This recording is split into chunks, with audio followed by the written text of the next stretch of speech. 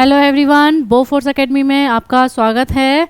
कैसे हैं सभी मेरे प्यारे बच्चे। और मैं आज कुछ एक ऐसी खबर लेके आई हूँ आपके सामने जो बहुत ही सुनने में भी आ रही है और दुखद की बात भी है। दुखद की बात इसलिए है क्योंकि बहुत सारे बच्चे पूरी साल मेहनत करते हैं और मेहनत करने के बाद अपना एग्ज़ाम देते हैं। ठीक है, उसी तरह से बच्चे अपने स्कूल की भी पढ़ाई कर रहे हैं और सैनिक स्कूल की प्रिपरेशन भी कर रहे हैं। उनके ऊपर डबल लोड पड़ रहा है पढ़ाई का। उसके बावजूद भी वो पढ़ाई करके कोशिश करते हैं कि कैसे ही हमारा एडमिशन एनटीए के द्वारा सैनिक स्कूल्स में हो जाए। लेकिन इस बार पहली बार ऐसा हुआ है कि इतने छोटे लेवल पर भी, इतने छोटे बच्चों के साथ भी पेपर लीक जैसी समस्या हमारे सामने आ रही है। अब से पहले हमने नीट और इन सब में देखा था कि एनटीए में जो हमारा एग्ज़ाम हुआ था वो लीक हुए थे। यूपी पुलिस और ये सारी चीज़ें तो बहुत छोटी चीज़ें हैं, मतलब हर बार होती ही रहती हैं। लेकिन 6th क्लास के बच्चों के साथ भी अगर ऐसा होगा तो उनका मोरल कहाँ पर जाएगा।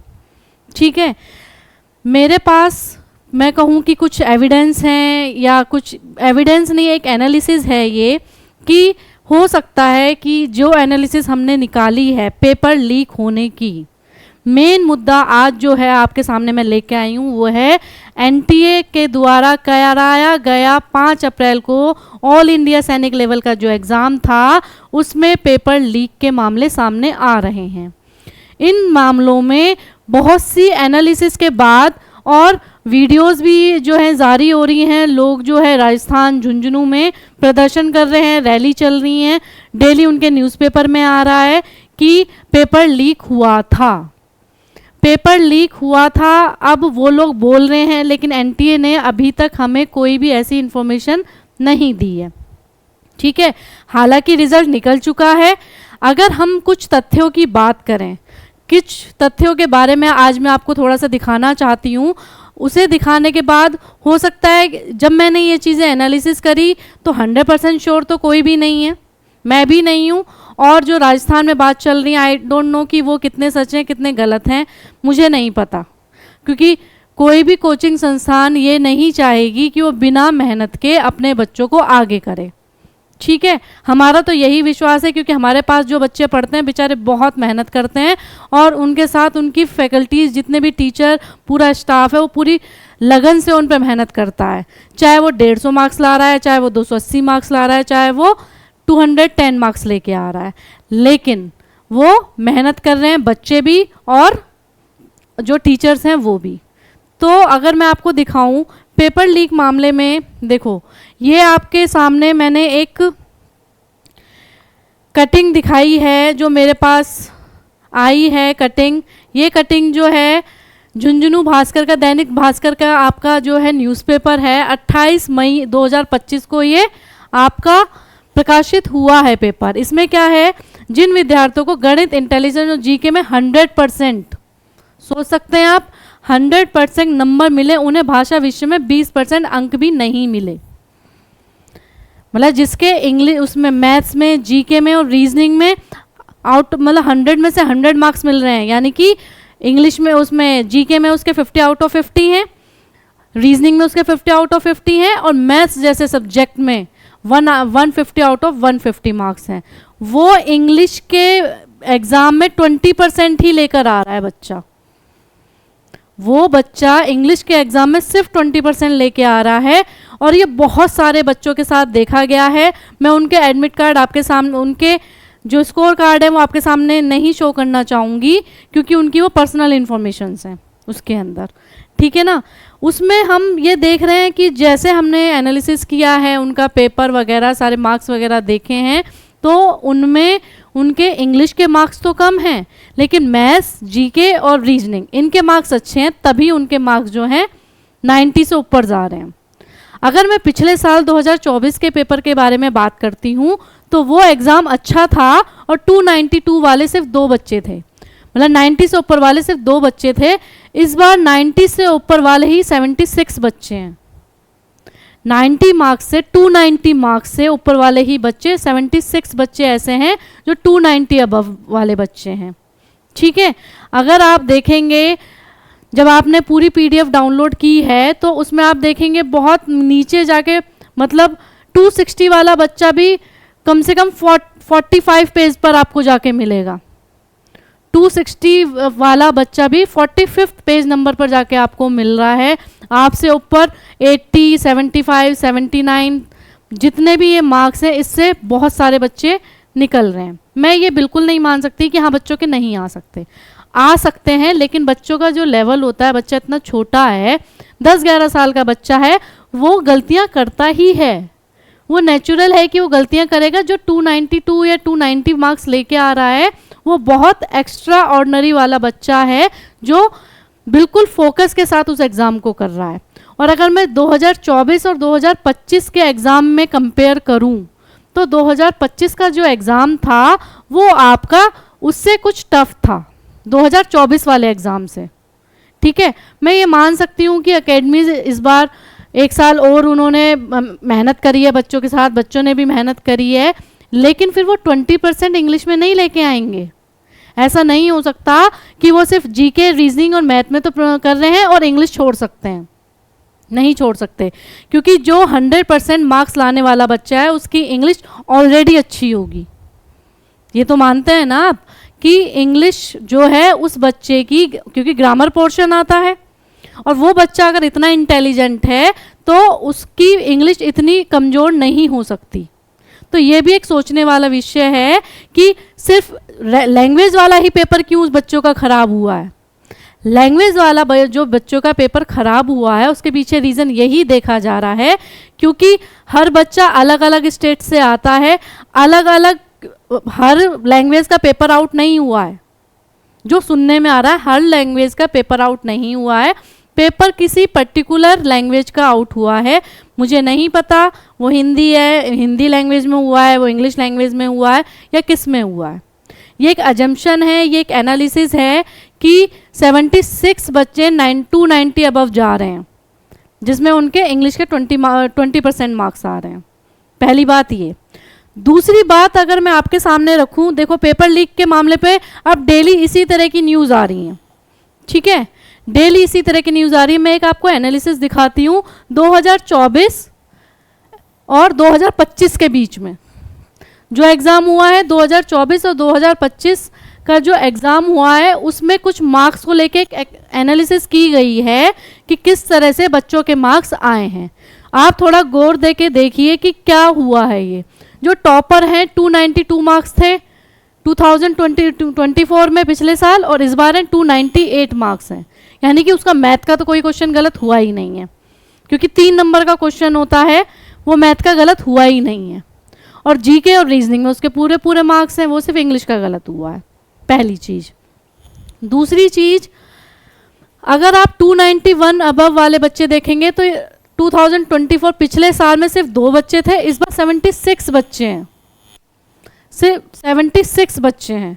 और एक चौंकाने वाली बात यहाँ ये भी देखने को मिल रही है कि हमने आरएमएस की लिस्ट को भी फाइंड आउट किया कि जो बच्चे हमारे 76 स्टूडेंट, क्योंकि देखिए पीडीएफ हमारे सामने है, पीडीएफ हमारे सामने है सभी बच्चों की, तो वो बच्चे आरएमएस में भी, मिलिट्री स्कूल्स में भी जाने चाहिए थे, लेकिन उन 76 बच्चों में से सिर्फ और सिर्फ 28 बच्चे ऐसे हैं जो हमें आरएमएस की लिस्ट में भी मिले। क्या ऐसा हो सकता है कि जो बच्चा 290 अबव लेकर आ रहा है वो आरएमएस का जो एग्ज़ाम था, अगर आप ध्यान देंगे तो उसमें जो जनरल की कट ऑफ थी 126 गई थी आउट ऑफ 150 से। ठीक है, आउट ऑफ 150 से 126 गई थी। तो जो यहाँ पे 126 नहीं ला पाया वो यहाँ पर 290 अबव ले आया मार्क्स, जो यहाँ पर 126 मार्क्स नहीं। और ये मैं 126 तो मैं जनरल कैटेगरी के बता रही हूँ, अगर SC ST के देखोगे तो 85 पर भी गई है। अगर आरएमएस का आप उठाकर देखेंगे, कट ऑफ लिस्ट उठा के देखेंगे 2025 की, तो 85 पर SC ST वाले बच्चों की कट ऑफ गई है। तो 85 में क्या ये 76 वाले बच्चे जो 290 लेके आ रहे हैं वो 85 मार्क्स भी नहीं लेके आ सकते? ऐसा तो नहीं हो सकता, ऐसा नहीं हो सकता ना। तो या 76 में से मैं ये मान सकती हूँ कि चलो कुछ प्रॉब्लम रही हो उन बच्चों के साथ या कुछ भी रहा हो, क्योंकि एज क्राइटेरिया आरएमएस के लिए भी सेम है, सैनिक के लिए भी सेम है। और जब बच्चा एग्ज़ाम देता है तो ऐसा नहीं हो सकता कि वो आरएमएस को कंसीडर ना करे। उनका नाम है, एग्ज़ाम में अपियरिंग है, लेकिन उनका फाइनल लिस्ट में कोई नाम नहीं है, क्योंकि उन्होंने वो वहाँ क्वालिफाई नहीं करा, क्वालिफाई तक नहीं करा। अगर क्वालिफाई भी कर लेते, इंटरव्यू से बाहर हो जाते, तो ये बात मैं मान लेती कि हाँ हो सकता है कि इंटरव्यू में बच्चा निकल सकता है, लेकिन क्वालिफाई वाली लिस्ट में ही नाम नहीं है। अगर आप उनका चेक करेंगे, उनका पूरी इंफॉर्मेशन लेके चेक करेंगे, तो उनका क्वालिफाई नंबर में भी नहीं है नंबर। तो सिर्फ 28 बच्चे ऐसे हैं जो हमें इन 76 में से आरएमएस वाली जो हमारी वो आरएमएस की जो क्वालिफाइंग लिस्ट थी उसमें मिले। तो ये बहुत बड़ा पॉइंट है कि 76 में से मैं मान सकती हूँ कि कुछ बच्चे ऐसे हो सकते हैं कि कम से कम 50-55 बच्चे तो निकलते। अगर वो 290 अबव लेके आ रहे हैं तो वो आरएमएस भी क्वालिफाई करते, ये डेफिनेटली है, क्योंकि उसका सिलेबस सेम है। आरएमएस और आपका सैनिक का सिलेबस बच्चा एक जैसा ही पढ़ता है, और आरएमएस सिर्फ मार्किंग सिस्टम में डिफरेंस होता है। मार्किंग सिस्टम में डिफरेंस होता है, वहाँ इंग्लिश आपका क्वालिफाइंग होता है आरएमएस में, और यहाँ काउंटेबल होता है। ठीक है, वो 200 मार्क्स का पेपर आता है, जिसमें 50 में से आपका क्वालिफाइंग नेचर का हो जाता है, इसलिए 150 से उसकी कट ऑफ बनती है। यहाँ 300 का होता है, इसमें 50% आपका मैथ से पेपर आता है। ठीक है, और 50-50 मार्क्स के पूरा पोर्शन जो है वो होता है। मार्किंग सिस्टम में डिफरेंस है, सिलेबस में एज सच कोई डिफरेंस नहीं है। इसलिए जिस सिलेबस को पढ़ के बच्चा 290 अबव यहाँ लेके आ रहा है, वो एटलीस्ट यहाँ पर क्वालिफाई तो करता, लेकिन उसने क्वालिफाई भी नहीं करा। तो एक ये पॉइंट बहुत स्ट्रॉन्ग पॉइंट है जो सामने आ रहा है। ठीक है, चलो अब मैं नेक्स्ट आपको दिखाती हूँ। 286 से 290, सिर्फ 4 नंबरों की बात कर रही हूँ मैं, 4 से 5 नंबरों की बात कर रही हूँ। उसमें 20 बच्चे क्वालिफाई थे पिछली बार, जिनके 286 से 290 मार्क्स आए थे। वो ऐसे 20 स्टूडेंट्स थे पिछले साल। इस बार कितने 178 बच्चे हैं जो 286 से लेके आपके 290 मार्क्स तक लेकर आ रहे हैं। ठीक है, नेक्स्ट अगर मैं देखूं 281 से 285 तक पहले 72 बच्चे थे, इस बार 284 बच्चे हैं। फिगर देख रहे हो कितना बड़ा है। 284 बच्चे हैं जो 281 से 285 मार्क्स लेकर आ रहे हैं। ठीक है, और यहाँ ये भी देखने को मिल रहा है कहीं कहीं कि कुछ ऐसे बच्चे हैं जो सेम कोचिंग्स को वो कर रहे हैं। मैं नाम नहीं लेना चाहूँगी किसी भी कोचिंग सेंटर का, वो किसी एक पर्टिकुलर कोचिंग से सारे बच्चे हैं। अब ये 284 है और यहाँ से 72 बच्चे हैं, और जबकि ये वाला जो पेपर था ये इजी था, इस पेपर से ये थोड़ा सा आपका टफ था। अगर मैं मैथ के पोर्शन को लेके बात करूं तो मैथ का जो एग्ज़ाम था 2024 का इजी था 2025 से, क्योंकि इस बार जो एग्ज़ाम आया था वो थोड़ा स्टेटमेंट बेस्ड था, जिसमें बच्चे कंफ्यूज होते, कुछ गलतियां भी करते, कंफ्यूज भी होते, और पेपर बहुत लेंथी था मैथ का। और ऐसा नहीं है कि मैं मान सकती हूँ बच्चे के रीजनिंग में भी आ सकते हैं, जीके में भी आ सकते हैं, इंग्लिश में, लेकिन 50 आउट ऑफ 50 जीके में आना बहुत इम्पॉसिबल सी बात है, वो भी इस एज ग्रुप वाले बच्चों के लिए। नामुमकिन तो खैर कुछ भी नहीं है, 292 पिछली बार भी आए हैं, लेकिन आप ये कहो कि 100% मार्क्स आ जाएं बच्चों के, ऐसा नहीं हो सकता। ठीक है, आगे देखेंगे 276 से 280 वाले बच्चे 209 थे पिछली बार, इस बार 554 है। देख रहे हैं आप, इस बार 554 है, जस्ट डबल बच्चे हैं।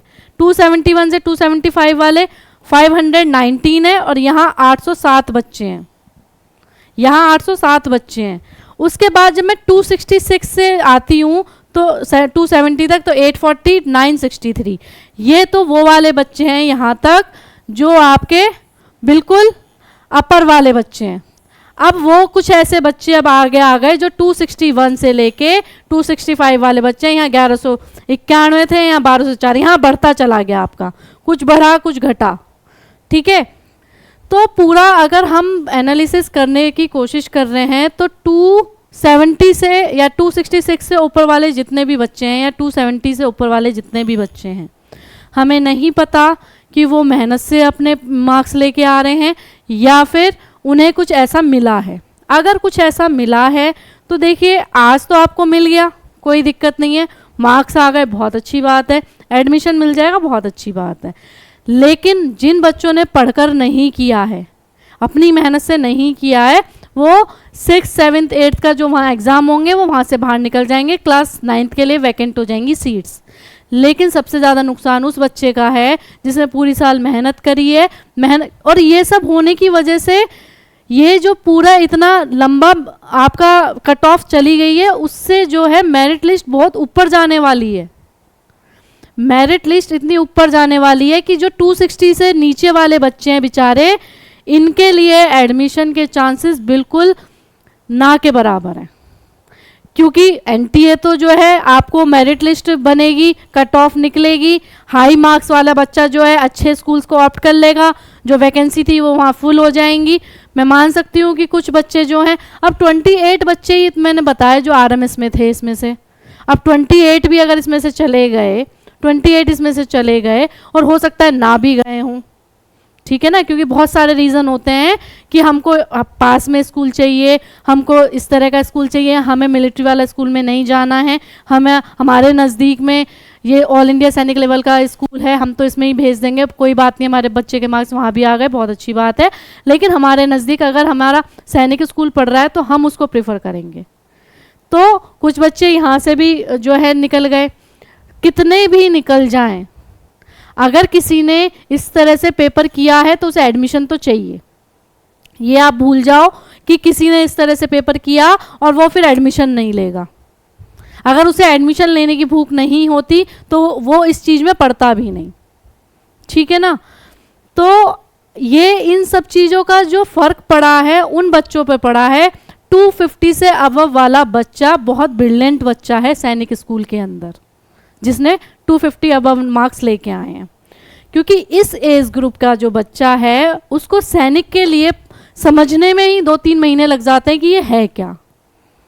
उसके साथ साथ उसको अपनी स्कूल की भी पढ़ाई करनी होती है, और ये बिल्कुल अलग सिस्टम होता है। स्कूल में सिर्फ उसने टेस्ट दिए, एग्ज़ाम दिए, पास हो गया, अगली क्लास में पहुंच गया। यहाँ जो हम लोग जो है 12th के बाद करते थे वो बच्चा भी 5th वाला बच्चा कर रहा है, तो उसको समझने में, करने में, प्रैक्टिस करने में टाइम लगता है। तो 250 अबव वाला बच्चा, हर बच्चा ब्रिलियंट बच्चा है। लेकिन आप ये देखो ना कि यहाँ पर सारी सीट तो ऊपर वाले बच्चों ने ले ली, नीचे के जो जितने भी बच्चे थे जो मेहनत से पढ़ रहे थे बेचारे, उनका एडमिशन भी नहीं हुआ। तो सबसे ज़्यादा जो इफ़ेक्ट होने वाला है वो इसी 250 से 260 का जो एक आपका एज ग्रुप है, जो आपका मतलब मेरिट लिस्ट में 250 से 260 के बीच में आ रहे हैं, वो बच्चे बहुत हताश होने वाले हैं, ठीक है, क्योंकि सारी सीट तो फेल हो जाएंगी, तो उनके 250 मार्क्स 260 मार्क्स लाने भी बेकार रहे। फिर उसका मोटिवेशन क्या होता है, वो इतना डीमोटिवेट हो जाता है, बच्चा इतना डीमोटिवेट हो जाता है कि मैंने इतनी पढ़ाई करी, उसके बावजूद भी मेरा नहीं हुआ, उसके बावजूद भी मेरा नहीं हुआ। तो इतने छोटे लेवल के बच्चों के साथ अगर ये चीज़ें उसके दिमाग में आज ही आ गई तो वो 12th के बाद या अब 9th में वो प्रिपरेशन ही नहीं करेगा, क्योंकि उसको लगेगा कि मैंने तो इतनी मेहनत करी थी तब भी नहीं हुआ था, आज मैं दोबारा मेहनत करूं, क्या गारंटी है दोबारा हो जाए। तो एक एज ग्रुप पर आके तो बच्चा ये लीक होना, पेपर लीक होना या रिजल्ट नहीं आना, उन चीज़ों को झेल जाता है। इतने छोटे लेवल के मतलब इतने छोटे एज ग्रुप के बच्चों के साथ अगर ऐसा कुछ हो रहा है तो ये देखने वाली बात है, सोचने वाली बात है कि हम क्या कर रहे हैं, ठीक है। हालांकि एनटीए ने या फिर आपकी ई काउंसलिंग की जो भी एनटीए जो प्रोसेस कर रहा है, या ऑल इंडिया सैनिक लेवल पर या सैनिक स्कूल सोसाइटी, तीनों वेबसाइट पर कहीं पर भी कुछ मेंशन नहीं है कि कुछ इस तरह की एक्टिविटी हुई है, क्योंकि बहुत अभी ये भी मांग की जा रही है कि पेपर दोबारा होना चाहिए। आप ये सोचो कि एग्ज़ाम हमारा जो जनवरी 2025 में हो जाना चाहिए था वो अप्रैल में जाके हुआ, जिसकी ई काउंसलिंग अभी तक भी स्टार्ट नहीं हुई है। मई ख़त्म हो चुका है, मई ख़त्म, ई काउंसलिंग अभी हमारी स्टार्ट भी नहीं हुई है। तो अगर यही वाला प्रोसेस अगर हम देखें तो यही आपका नवंबर दिसंबर तक जाएगा। हालांकि डेट दे रखी है 20 सितंबर, लेकिन 20 सितंबर तक भी वो नहीं होने का। अब वो बच्चा जो 250 और 260 की लाइन में वो बीच में फंसा हुआ है कि मेरा एडमिशन होगा या नहीं होगा। इस कश्मकश में ना तो वो स्कूल में एडमिशन ले पा रहा, ना ही वो वहाँ जा पा रहा। अल्टीमेटली ये साल उसका बहुत बेकार जाएगा। लास्ट मोमेंट पे जाके कहीं एडमिशन हो भी गया दिसंबर में जाके, तो सैनिक स्कूल सोसाइटी फीस पूरी लेगी।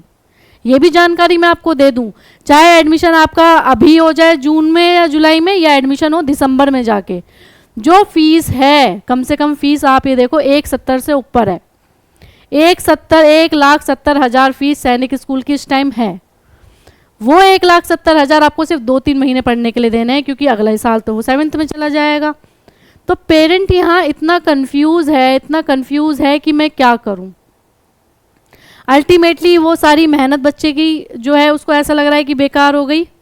पेरेंट्स ये सोच रहे हैं कि अब मैं 2-4 महीने, अब एक 1.5 महीने जनवरी के बाद, पहले तो जनवरी से अप्रैल हुआ, अप्रैल के बाद अब रिजल्ट आया, अब अप्रैल में भी स्टार्टिंग में पेपर हो गया था, तो 2 महीने बच्चों को खाली बैठे हुए अब भी हो गए, ठीक है ना।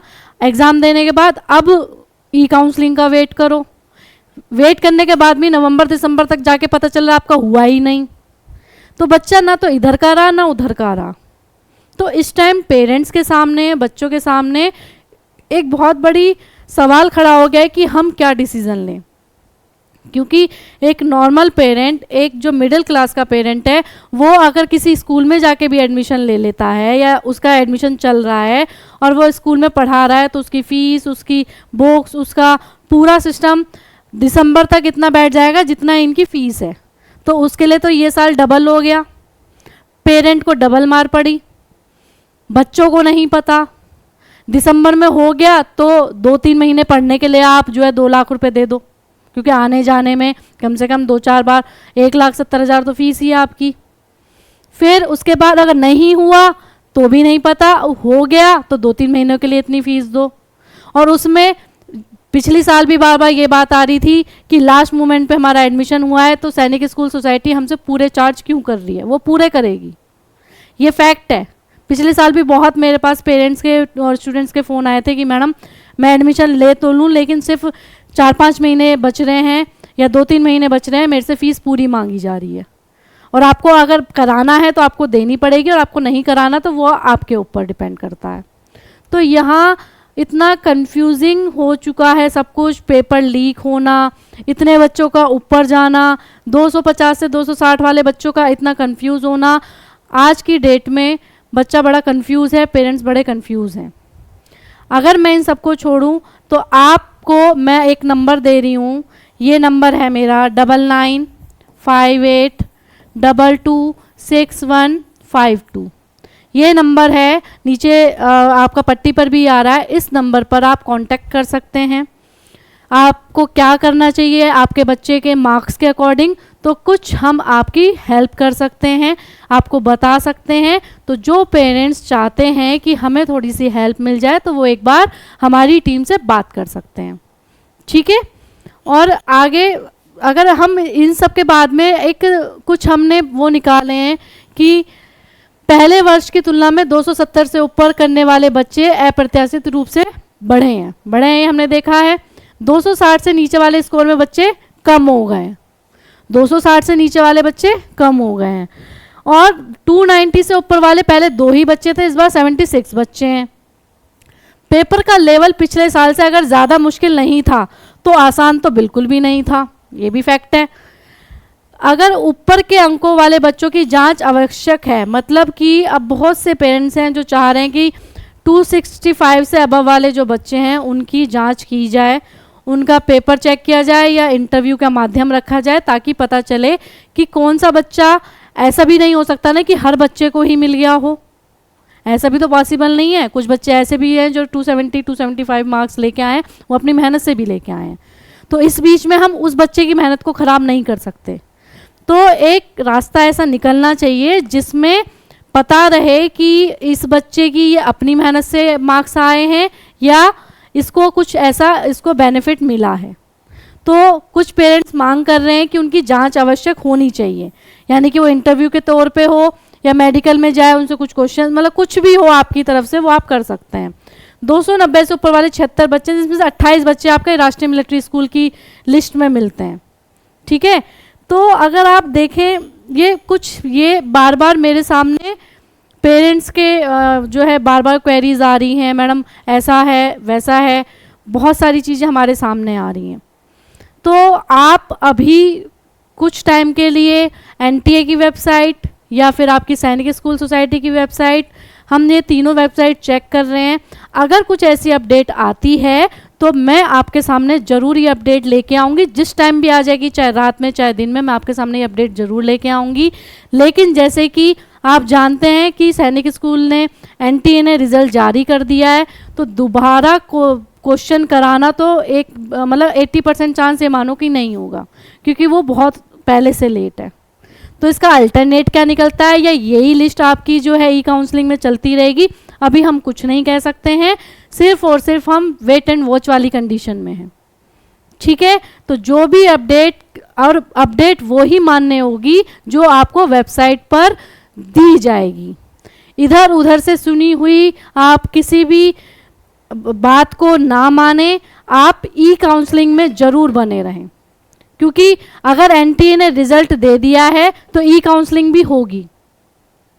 जैसे कि सुनने में आ रहा है कि ई काउंसलिंग से पहले ही, रिजल्ट आने से पहले ही बता दिया गया था कि कौन सी, मतलब कुछ बाइक पे लोग आए थे जिन्होंने 15 लाख रुपए में बोला कि हम आपको पेपर दे देंगे। उनकी वीडियो भी बनी, वो वीडियो भी वहाँ तक गई, ऊपर तक भेजी गई। जब कुछ नहीं हुआ, वो कितने एविडेंस अच्छे हैं कितने गलत हैं हमें नहीं पता। तो आप किसी भी बात पर तब तक भरोसा नहीं करेंगे जब तक वेबसाइट पर, ऑफिशियल वेबसाइट पर कोई इन्फॉर्मेशन नहीं आती है। इसलिए ई काउंसलिंग में आप लोग पार्टिसिपेट जरूर करेंगे। बहुत से पेरेंट्स मेरे से ये पूछ रहे हैं कि मेरे बच्चे के मार्क्स कम हैं तो क्या मैं पार्टिसिपेट करूं या ना करूं। तो आपको ई काउंसलिंग में बने रहना है ज़रूर, ताकि आपको, बहुत से बच्चों के पास सेकंड चांस है, बच्चे अगर मेहनत करते हैं तो आप अगली बार आपको वो चीज़ यूज़फुल होगी, आपको समझ में आ जाएगा कि किस तरह से करते हैं, क्योंकि ई काउंसलिंग के प्रोसेस में ही बहुत से पेरेंट्स गलतियां कर देते हैं। ठीक है, तो आज मेरी आपसे यही गुजारिश है कि आप किसी सुनी सुनाई बातों पर ना जाएं जब तक ऑफिशियल वेबसाइट पर कुछ नहीं आता है। ई काउंसलिंग में जब भी राउंड 1 स्टार्ट होगा आपको बता दिया जाएगा, आपको अपडेट कर दिया जाएगा। और जैसे ही, और 3 जून तक जैसे कि आपको रजिस्ट्रेशन प्रोसेस का टाइम दे रखा है, जिसने भी नहीं किया है वो इन सब बातों पर ना जाएं, वो अपना रजिस्ट्रेशन ज़रूर करें। चाहे उसके बच्चे के मार्क्स कम हैं ज़्यादा हैं, जितने भी हैं, ये बिल्कुल फ्री ऑफ कॉस्ट है, इसमें कोई पैसा आपका नहीं लगना। आपको ई काउंसलिंग रजिस्ट्रेशन ज़रूर करना है और पूरे प्रोसेस को देखना है। कोई भी अपडेट आती है ऑफिशियल वेबसाइट से तो वो भी हम आपके सामने तक रखेंगे। तो आज के लिए इतना ही। जय हिंद, जय भारत।